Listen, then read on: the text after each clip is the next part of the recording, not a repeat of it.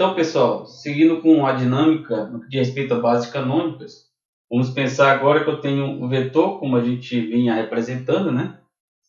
E vamos verificar por que esse tipo de vetor é um vetor coluna, tudo bem? Agora de outra forma, né? Vamos pensar que esse vetor eu posso expandir de 1 a 3, então vai ficar como? A1 é 1, mais A2 é 2, mais A3 é 3, tudo bem? Quem é esse elementar aqui? Na base canônica ele vai ser o quê? Vai ser 1, 0, 0, tudo bem? Porque os índices vai de 1 a 3, no caso do nosso índice I, certo? Mais A2 elementar 2, que é 0, 1, 0, mais A3 elementar 3, que vai ser 0, 0, 1. Lembrando que isso aqui são matrizes, né? Só que agora são matrizes colunas, tudo bem? Então veja, essas componentes aqui se comportam como se fosse uma matriz 1 por 1, ou então um escalar, certo? Que é multiplicado pela matriz. Então quando você tem, vamos pensar no rascunho aqui, né?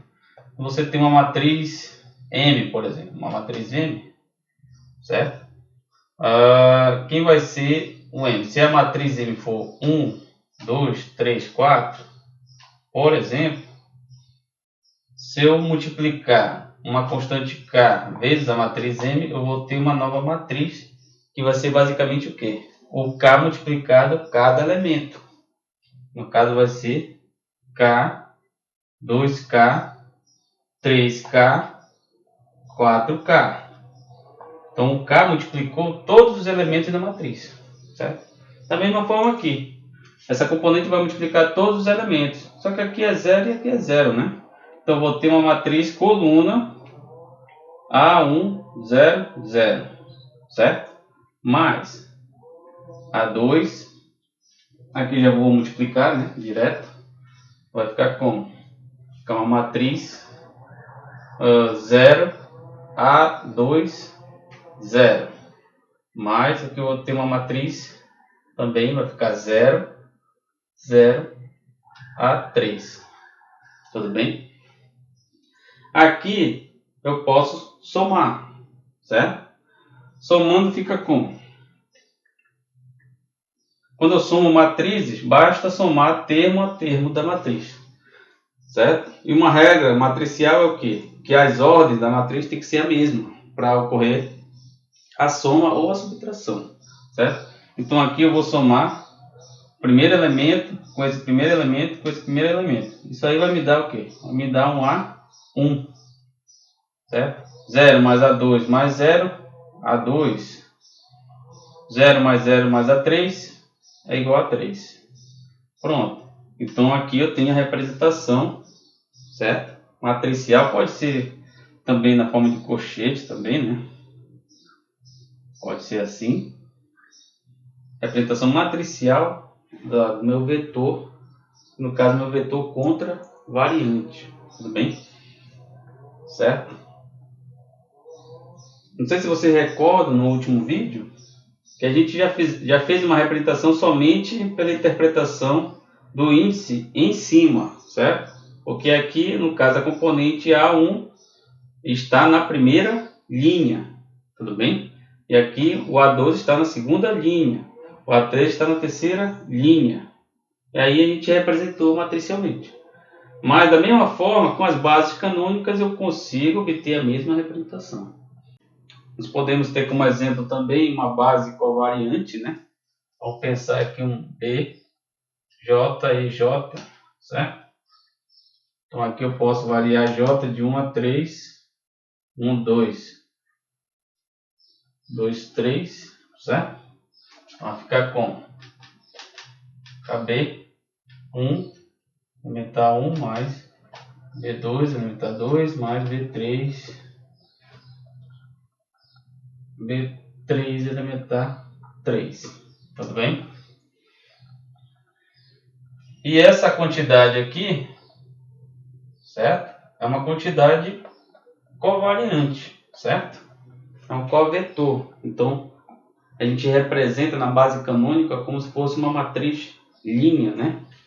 Então da mesma forma eu posso ter aqui matrizes linha de elementar 1, vai ficar 1, 0, 0, mais B2 elementar 2. Então vai ficar 0, 1, 0, mais B3 elementar 3, que vai ficar 0, 0, 1.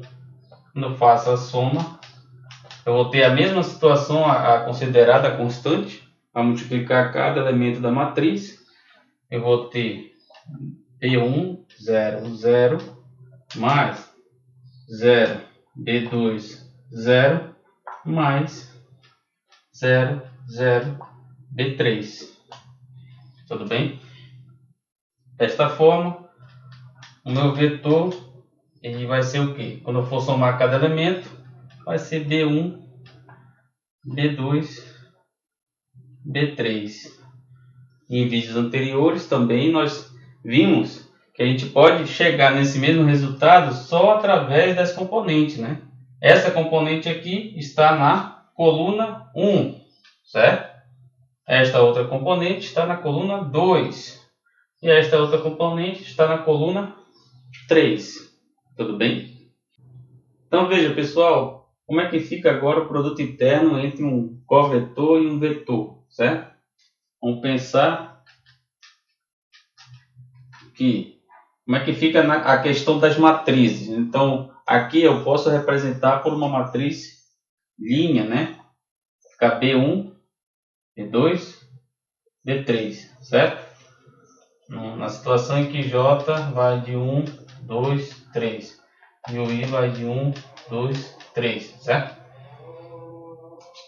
E essa quantidade aqui eu posso representar por 1A1, 1A2 e 1A3. Tudo bem? Como a gente já viu anteriormente, certo? Esse resultado pode ser operado de acordo com o produto matricial, certo? O produto matricial. E o produto matricial considera o quê? Um produto de elemento por elemento. Quem está na primeira linha multiplica com a primeira coluna. Quem está na segunda linha multiplica com a segunda coluna. Quem está na terceira linha multiplica com a terceira coluna. E assim por diante. Aqui eu tenho uma matriz 1 por 3. E aqui eu tenho uma matriz 3 linhas, né? E uma coluna. Então eu vou ter o quê? Uma matriz 1 por 1. No caso eu vou ter um escalar. Tudo bem? Vou ter um escalar, não vou ter uma matriz. Eu vou ter um tensor de ordem 0 nesse caso. Certo? Então vai ficar B1 vezes A1, B1A1, mais B2A2, certo? Mais B3A3. A gente faz esse produto e depois soma tudo, certo? Como a gente já viu, esse resultado é basicamente representado por AI, no caso, desculpa, por B e AI, certo? A gente faz a somatória de I, que vai de 1 a 3, eu tenho esse resultado aí, certo? Então é só para a gente ver como que nas bases canônicas nós podemos representar de forma matricial os tensores, certo? E em alguns casos nós podemos justamente fazer um produto matricial e obter, certo? A mesma interpretação.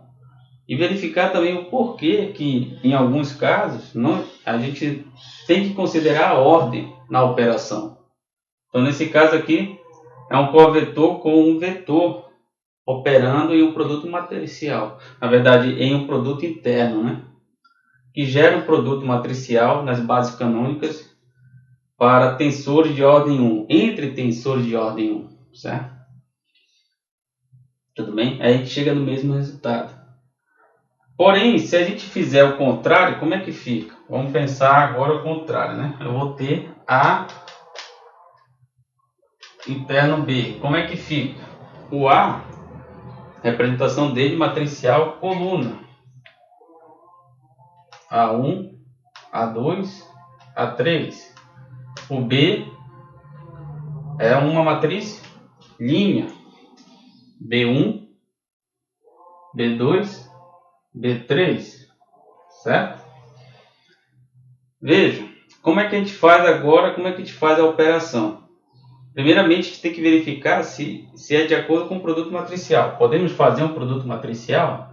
Essa matriz aqui é uma matriz que tem 3 linhas e uma coluna, certo? E a outra matriz tem uma linha, certo? Uma linha e 3 colunas. Perfeito. Então aqui eu tenho a quantidade de colunas é igual à quantidade de linhas, então eu posso fazer o produto matricial. Aí eu vou ter como resultado o quê? Uma matriz 3x3, certo? Eu já não vou ter um escalar. Vamos fazer esse produto? Só para a gente verificar. Vai ficar A escalar B, que é escalar, mas basicamente não vai ser um escalar, certo? A gente vai só verificar. Veja, se a gente fizer o produto matricial, vai ser A1 com B1. Então, nessa primeira quantidade aqui, A1, B1, vai me dar esse resultado aqui, esse elemento, né? A1, B1, A1, B2, A1, B2. Eu vou fazer aqui embaixo, rapidinho, só para ele ter mais espaço, tá? Veja, isso aqui é igual a essa matriz aqui, A1, A1, B1. Agora vai ser A1, B2, A1, B2. Agora vai ser A1, B3, certo? Aí de novo com A2. Então vai ficar A2, A2, B1, A2, B2, A2, B3, certo? E agora com A3, A3, B1, A3, B2 e A3, B3, né? A3, B2, A3, B3. Então veja o resultado que nós temos quando a gente muda de posição, certo? No caso, os vetores, o vetor e o covetor, né? Pode ser também expresso por vetores, né? Certo? O que eu quero enfatizar é que a operação de um covetor com um vetor, certo? Ela importa a sua ordem, tá? Então, por isso que a representação matricial nos deixa claro o resultado que nós obtivemos quando a gente muda a ordem da operação, tudo bem? Então, veja, aqui eu tenho um escalar, eu tenho basicamente um produto escalar, porque eu tenho, no caso, tensores de ordem 1, certo? Então, o produto interno entre tensores de ordem 1 é um produto escalar, tudo bem? Eu costumo sempre adotar que produto interno é diferente de produto escalar, porque de fato alguns produtos internos não geram escalar, certo? Então eu gosto de adotar essa forma, tá? Muitos livros aí e muitos colegas dentro da área que julga ser um produto escalar para todo tipo de contração que acontece, mas eu prefiro dizer que é um produto interno, certo? E veja, eu tenho um escalar e aqui eu tenho uma matriz 3x3. Então veja que é diferente a operação quando a gente muda a ordem, tá? Então sempre se atentar nas operações que você deseja realizar. No caso, um produto interno sempre vem o covetor e depois vem o vetor. Covariante, contravariante. Tudo bem? Então, pessoal, seguindo aqui, vamos tentar representar agora, ou até mesmo utilizar as bases canônicas para um tensor de segunda ordem, por exemplo, certo? Como é que fica a questão da base canônica?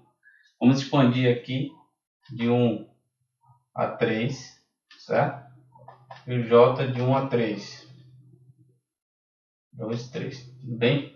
Então, a gente percebe que a gente tem basicamente esse resultado, como a gente já viu, né? A gente vai ter, vou expandir aqui em 1, o I, e em 2 e 3. Eu vou ter basicamente,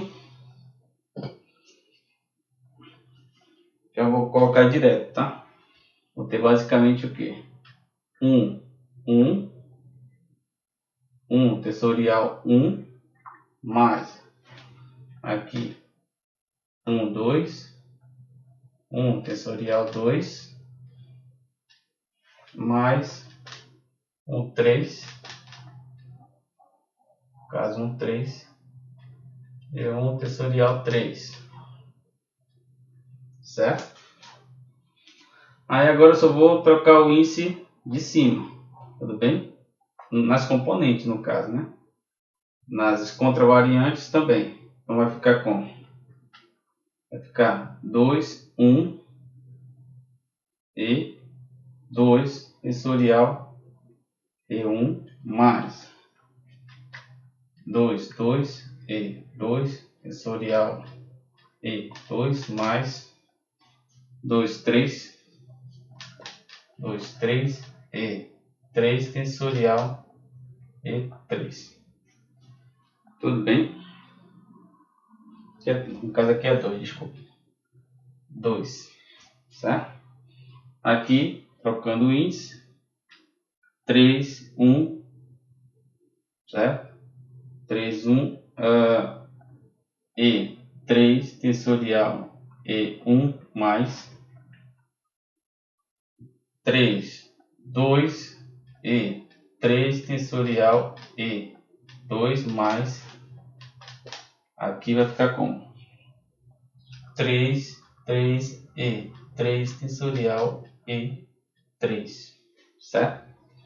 Então, basicamente, esse é o resultado, tá? Então, veja, se eu substituir as matrizes canônicas, no caso, as bases canônicas em cada componente como essa, eu vou ter o quê? Vou fazer uma componente aqui, ó.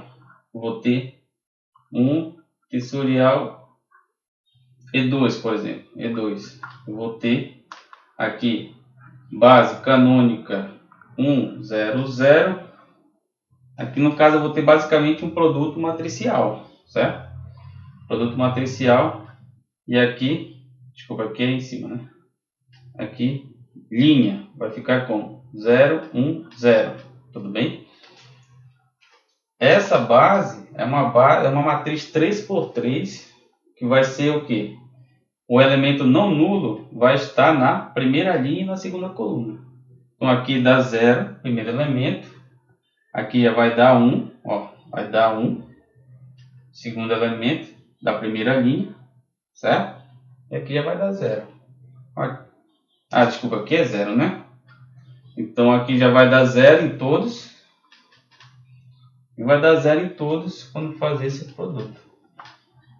Certo? Então imagine essa quantidade aqui,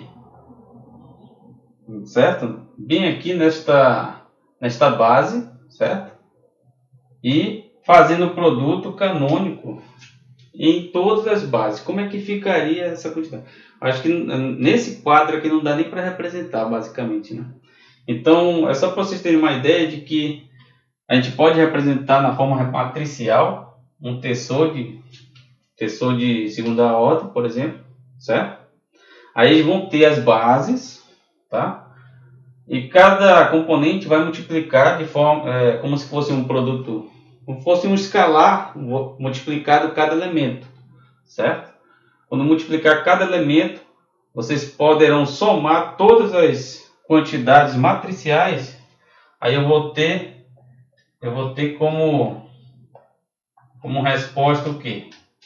Tensor de segunda ordem vai ser primeira linha, primeira coluna. Vai ser um tensor 1, 1. Aqui vai ser um tensor que está na primeira linha, segunda coluna. Outro tensor, no caso componentes, né? Primeira linha, terceira coluna, certo? E aqui vou ter o quê? Segunda linha, vou colocar logo aqui, ó. 2, 2. Primeira coluna, segunda coluna, terceira coluna, certo?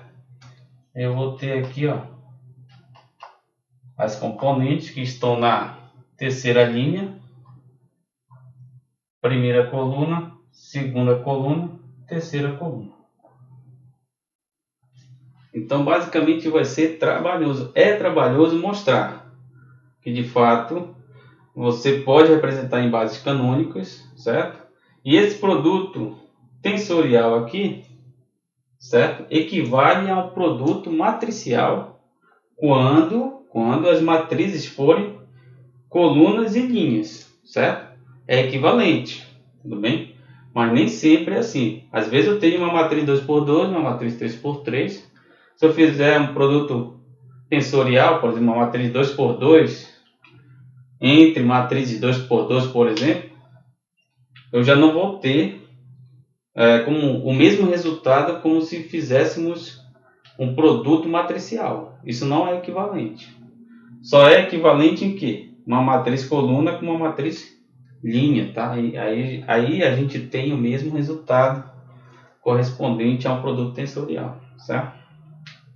Mas basicamente as bases canônicas, elas estão aí para vocês verificarem a importância da ordem nas operações. Se a gente invertesse isso aqui, certamente isso não seria uma matriz, seria um escalar. E se fosse um escalar, não seria um tensor de segunda ordem. Tudo bem?